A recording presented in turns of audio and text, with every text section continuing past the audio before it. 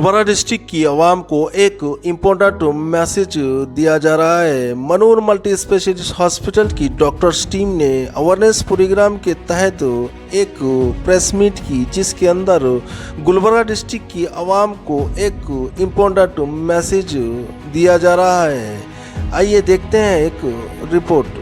अस्सलाम वालेकुम। आज एक प्रेस मीट रखने का एक रीज़न ये है कि मनूर मल्टी स्पेशलिटी हॉस्पिटल में लास्ट वीक 3 ऐसे मेजर ऑर्थोपेडिक सर्जरीज़ हुए हैं जिनमें majorly pelvic bone fracture case थे, जो एक ऑर्थोपेडिक डिपार्टमेंट में, एक ऑर्थोपेडिक फील्ड में एक challenging and very high risk case होता है, जो यूजुअली गुलबर्गा जैसे शहर में नहीं होते थे केसेस, आजकल हो रहे हैं। तो ऐसे मेजर केसेस ऑपरेट हो रहे हैं एंड इन केसेस में क्या करना चाहिए, कैसे इमीडिएटली डायग्नोस करना चाहिए। यूजुअली देखते हैं कि ऑर्थोपेडिक केसेस में जैसे कि ह्यूमरस फ्रैक्चर है या फिर रेडियस अल्ना फ्रैक्चर है, जो ऊपर का हाथ है या पैरों का है, जो फ्रैक्चर होता है तो यूजुअली आंखों को दिखता है। जो पेल्विस बोन फ्रैक्चर है, जो यूजुअली ये कवर्ड एरिया रहता है, तो डायग्नोस करना थोड़ा लेट होता है, जिससे जो है ना डेथ होने के पेशेंट के चांसेस ज़्यादा होते हैं।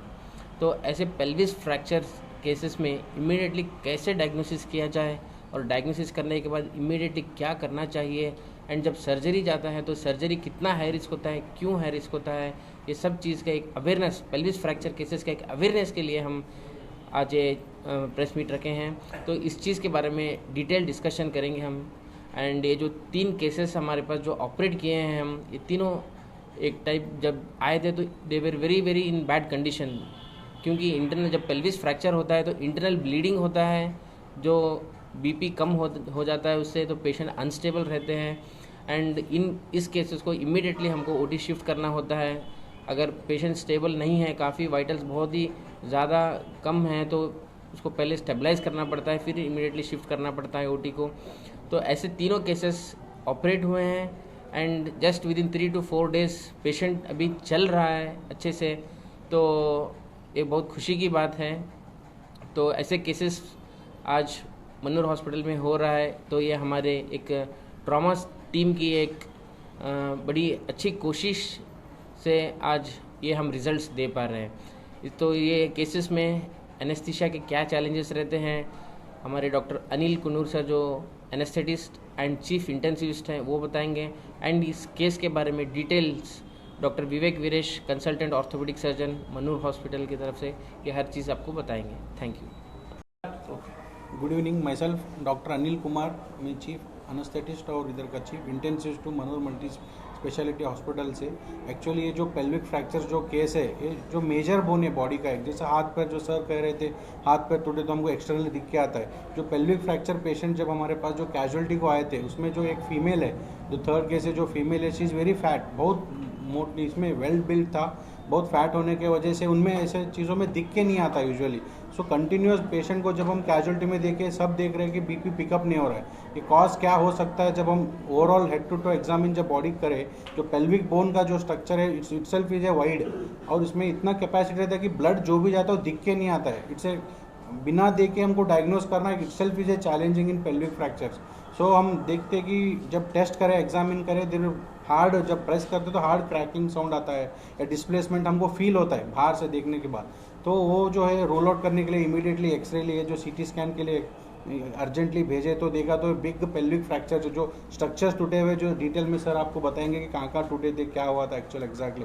तो इसका रिसर्स्टेशन का जो रोल है, मेन गिविंग मल्टीपल ब्लड जो है, ब्लड प्रोडक्ट ब्लड बैंक से बात करके इमीडिएटली अरेंज करवाना हो, ब्लड इन्वेस्टिगेशन ट्रेस करके इफ़ द नीड सर्जरी को लेना पड़ सकता है तो इमरजेंसी हम रिलेटिव को वही इससे काउंसलिंग भी करना पड़ता है, उसके हिसाब से ट्रीटमेंट का एस्केलेट भी करना पड़ सकता है। वो एक चीज़, जैसे कि हम ऑपरेशन थिएटर में लिए अनेस्थीसिया देना इन पेशेंट्स में इतना चैलेंज है कि जो बोन है हम उस पर ही बैठते हैं, सोते हैं, करते, जो उसमें देना इतना डिफिकल्ट है कि पेशेंट का पोजीशन दे ही नहीं पाते। अब थोड़े पेशेंट ऐसे रहते, इतने फैट रहते, उनमें मशीन पे वेंटिलेटर पे डाल के करना इटसेल्फ इज डिफिकल्ट, क्योंकि बाहर आना थोड़ा डिफिकल्ट होता है, क्योंकि 55-60 एज इज़ द फैक्टर उनको उनको मशीन पे डाले, वेंटिलेटर से बाहर आने के चांसेस थोड़ा कम रहते आते, बट थोड़ा कम रहते। वो एक्सप्लेन करना, पेशेंट के रिलेटिव्स को काउंसलिंग करके उनका कॉन्फिडेंस में लेना, ये पेल्विक फ्रैक्चर का डिटेल में वो बता के उसका स्टेबलाइज करना। सो ये थोड़े चैलेंजेस है जो अनस्थीसिया की तरफ से हो सकते हैं। और दूसरा चीज़, इनको जब ओटी हुआ, यूजुअली 4 to 5 आवर्स 6 आवर्स का सर्जरीज है। 6 आवर्स में सर्जरी जब कंप्लीट हुआ, पोस्ट ऑफ पेन बहुत रहता है, क्योंकि इतना बड़ा बोन है, इतना ऑलरेडी एक छोटा हाथ टूटा तो इतना दर्द होता है हमको, इतना बड़ा बोन का पेन मैनेजमेंट जो आईसीयू में हम पोस्ट अप करते हैं without infection, escalation, antibiotics, higher antibiotics डाल के early physiotherapy we have to start. बोल तो 3 दिन में ही पेशेंट इतना फास्टली रिकवरी हो गया है कि हम फिजियोथेरेपी भी स्टार्ट करें, अभी मोबिलाइज करके व्हीलचेयर पे बैठे in the 5th day only. So वो मोटो है कि पेल्विक फ्रैक्चर जो है बिग केसेस है, जो चैलेंजिंग केसेस है, हम इधर Mannur multi speciality in being a north Karnataka we are operating. So it's एक अवेयरनेस होना चाहिए लोगों में कि ये बड़े सर्जरीज भी अपने पास हो सकते हैं और अच्छे से रिकवरी होए, इट्स ए प्रूफ। तो वो होने के बाद हम एक प्रेस मीट का अरेंज करके दिखाना चाह रहे हैं। और जो जो चैलेंजेस अभी सर्जन की तरफ से जो जो चैलेंजेस उनको हुए, बीइंग एन ऑर्थोपेडिक सर्जन, अभी सर बताएंगे कि कितना डिफिकल्टी हो सकता है, क्योंकि इतने वाइटल स्ट्रक्चर्स है कि बॉडी के पेल्विस में जैसे ब्लैडर रहता है, जो पेशाब का थैली रहता है, संडास जाने का जो नली, वो सब रहता है, जो वो वाइटल स्ट्रक्चर्स है, बिना उनको डैमेज करे कैसा ऑपरेटिंग चैलेंजेस जो सर लिए, हमारे ऑर्थोपेडिशियन डॉक्टर विवेक सर बात करेंगे उसके ऊपर। Good afternoon everyone. Myself Dr. Vivek Viresh, consultant orthopedic surgeon, MS Orthopedics, Manor multi speciality hospital. आज हम इस प्रेस मीट करने के लिए 3 रीज़न्स है। एक रीज़न जो हम आज डिस्कस कर रहे हैं, पेल्विक बोन फ्रैक्चर, ये उतना कॉमन फ्रैक्चर नहीं है और यूजुअली हर एक्सीडेंट में ऐसे फ्रैक्चर नहीं होता है। जब भी होता है तब हाई वेलोसिटी इंजरी बोलते हैं, तब हाईवे में बहुत ऐसे ट्रक और बाइक के बीच में जब टक्कर होता है या कार और ट्रक के बीच में होता है, ऐसे हाई वेलोसिटी इंजरीज में इसमें फ्रैक्चर हो जाता है। तो और अभी आजकल के मतलब बहुत लोग बहुत तेज़ से गाड़ी चलाने की वजह से ऐसे फ्रैक्चर के इंसिडेंस बढ़ रहे हैं, मतलब ये ज़्यादा ऐसे पेशेंट्स देखने के लिए मिल रहा है। और इसमें 2 चीज़ होता है। एक चीज़, फ्रैक्चर होने के बाद डायग्नोज होना उतना आसान नहीं है, क्योंकि सर जैसे बोल रहे थे हाथ पैर में जब भी चोट लगता है दिख जाता है, बट ये कमर के नीचे आता है। ये जब कमर है, कमर के इस लेवल पे आता है हड्डी, और वो पूरा क्लोज्ड स्पेस है, उधर जितना भी चोट लगी हो, पेशेंट होश में है तो बोल सकता है कि इधर दर्द है, जब बेहोश में रहता है तब वो पता भी नहीं चलता उसको कहाँ पे चोट लगी है। और ऐसे इसमें जितना जल्दी हम डायग्नोस करते हैं, जितना जल्दी हमें पता चलता है, उतना जल्दी उसको ठीक कर सकते हैं। और ये ऐसा फ्रैक्चर है, इसमें हम कितना लेट करेंगे उतना जल्दी पेशेंट की जान जाने का खतरा रहता है, क्योंकि ये बोन आप इधर हम इसलिए आपको समझाने के लिए मॉडल रखे। देखिए अभी हमारे बॉडी में जहाँ जहाँ बहुत इंपॉर्टेंट ऑर्गन्स है उधर ऐसे राउंड होके बन जाता है, क्योंकि अंदर के जो भी ऑर्गन्स रहता है ना उसको प्रोटेक्ट करने के लिए, बचाने के लिए। अभी ये सिर के मतलब हमारा ब्रेन बचाने के लिए हमारा जो भी स्कल है पूरा राउंड है, क्योंकि अंदर जो भी चोट लगती है ना अंदर तक नहीं पहुंचना है बोल के। वैसे इधर भी, इधर के अंदर बहुत सारे वाइटल ऑर्गन्स आते हैं, जैसे सर बोल रहे थे पेशाब के थैली, और ऐसे संडास के वो थैली रहता है ना वो रहता है, और बहुत सारे बड़े बड़े खून की नस रहती है। और इधर जब भी चोट लगती है, अंदर तक जब चोट चली जाती है वो फट सकती है। खून के नस जब फट जाते ही आराम से 2-3 घंटे के अंदर पेशेंट की जान जा सकती है। तो इसलिए ये वाले हड्डी जब टूटता है, पेशेंट को जान को बहुत खतरा होता है, और इसमें जल्दी उसको हमें समझना और उसको ट्रीटमेंट देना बहुत ज़रूरी होता है। और जो हमारे पेशेंट्स थे, इधर 3 तरीके के पेशेंट आए, 3 पेशेंट्स आए थे, तीनों में अलग अलग तरीके के ये पेल्विक रिंग फ्रैक्चर हुआ था। एक पेशेंट में जैसे हुआ था कि ये जो हम रिंग बता रहा हूँ मैं, पेल्विक रिंग, इधर से खुल गया था, वो पूरा ओपन हो गया था और इधर से हड्डी टूटा था। जो मैं मार्क किया हो ना, इधर से हड्डी टूट के ऐसे बाहर निकल गया था। उसको हम बिठा के दोनों जगह पे प्लेट डाल के बिठाना पड़ा। और दूसरे पेशेंट था, उधर से एक्चुअली पूरा ये पैर से लेके इधर तक पूरा टूट गया था, उसको हम प्लेट डाल के बिठाना पड़ा। तीसरा पेशेंट में इधर जैसे मैं दिखा रहा हूँ ना, ये ब्लैक मार्क, इधर से चोट लग के इसको पूरा मतलब पैर के हड्डी रहती है ना वो बाहर निकल गया था, उसको हम वापस में लेकर आके बिठा के प्लेट डालना पड़ा। और ऐसे केसेस इतना स्पेशल क्यों है, हम क्यों इसके बारे में इतने बार बोल रहे हैं, क्योंकि ये हैंडल करने के लिए 3 चीज़ बहुत इंपॉर्टेंट होता है।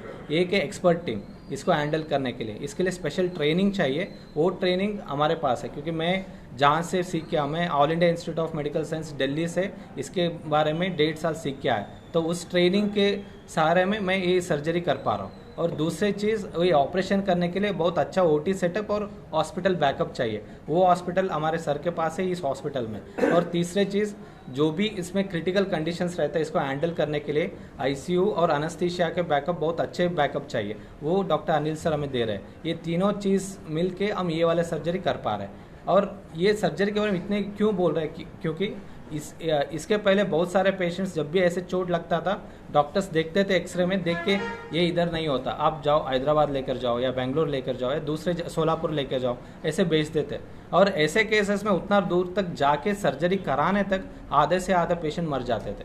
तो और ऐसे पेशेंट्स में कैसे अभी जब सिर को चोट लगता है ना, जितना जल्दी आप ट्रीटमेंट देते उतना जल्दी वो ठीक हो जाता है। इसमें भी वैसे है, जितना जल्दी आप ट्रीटमेंट करके ऑपरेशन करके सही करते उतना जल्दी पेशेंट बचने का चांसेस बढ़ता है। तो इसलिए मैं ये प्रेस मीट के थ्रू हम यही कन्वे करना चाह रहे हैं, हमारे कल्याण कर्नाटका में, हमारे कलबुर्गी में ऐसे वाले डिफ़िकल्ट केसेस हम हैंडल कर रहे हैं और पेशेंट को बचा रहे हैं। तो ये अवेयरनेस पेशेंट के पास लोगों तक पहुंचना है, जब भी ऐसे चोट लगता है जल्दी से जल्दी हमारे पास तक आना है ताकि उनको हम बचा सकें। Thank you. डॉक्टर साहब, क्या ये पॉसिबिलिटी बैकबोन जो टूटने से परमानेंटली मतलब डैमेज हो सकता है, आदमी चल नहीं सकता, तो ये भी पॉसिबिलिटी हो सकती है? हो सकता है। बैकबोन इसके ऊपर से आता है बैकबोन, और उसके पीछे से ही सारे पैर की नस जाती है। जब एक्चुअली बैकबोन टूटती है वो नस कट गया था, उसके वजह से पूरा कट गया तो दोनों पैर काम करना बंद कर देते। सर, घर वालों का क्या रिस्पॉन्स है पेशेंट कंडीशन ठीक होने के बाद? वो बहुत हैप्पी है क्योंकि जब चोट लगी थी उनको मतलब पैर हिला भी नहीं पा रहे थे और कंप्लीट सुन्न हो गया था। जब ऑपरेशन के बाद वो एटलीस्ट अपने आप से बैठ पा रहे, अभी व्हील चेयर में आ सक रहे, तो they are very happy. Sir, ऐसे केसेस में कितना टाइम लगता है सर? अभी जैसा बता रहे हैं 4 से 5 दिन में वो व्हील चेयर पर बैठ सक रहे हैं, नॉर्मली अगर होता है तो कितना वक्त लगता है ऐसे पेशेंट्स को क्यूर होने के लिए? क्यूर होने के लिए नॉर्मली मतलब अपने आप से वो बेड पर बैठने के लिए, ऐसे चेयर पर बैठने के लिए मिनिमम 5 डेज में 6 दिन में हम कर सकते हैं। और बट उनके पैर के ऊपर वजन डाल के चलने के लिए मिनिमम 2-3 महीने लगता है।